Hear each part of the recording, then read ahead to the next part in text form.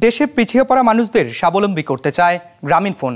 সে লক্ষ্যে চালু করা হয়েছে ডিজিটাল অন্তর্ভুক্তি প্রোগ্রাম, যার আওতায় গেল 4.5 মাসে 29 লাখ মানুষকে প্রশিক্ষণও দেওয়া হয়েছে।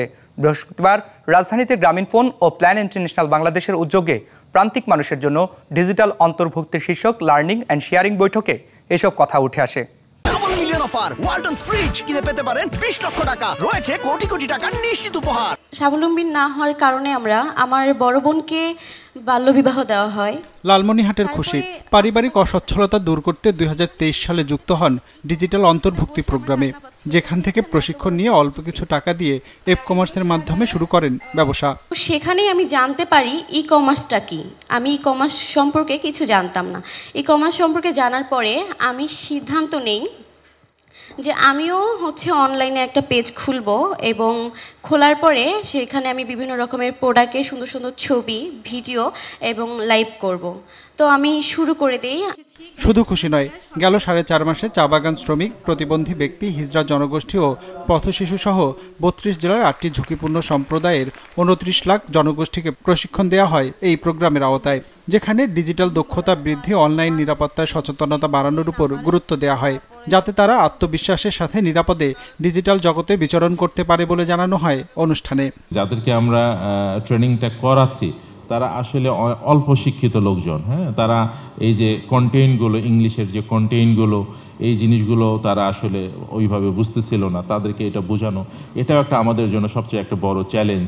মোবাইলের ব্যবহারে, ফেসবুকের ব্যবহারে যদি আমি একটু অসতর্কতা থাকি, তাহলে আমি কি ধরনের বিপদে পড়েছি, এই অসতর্কতার কারণে কোন কোন বিপদগুলো হয়েছে, এটা পরিচিত গল্পগুলোই বলার পরে ও তাই তো, মানে এটা রিলেট করতে পারছে, কিন্তু আমরা সেটাকে কিভাবে রোধ করতে পারতাম, এটা জানা দরকার আমাদের। দেশের দুর্বল জনগোষ্ঠীর মধ্যে ডিজিটাল অন্তর্ভুক্তি মূল্যায়ন করতে এই জরিপ পরিচালনা করে প্ল্যান ইন্টারন্যাশনাল ও গ্রামীণ ফোন।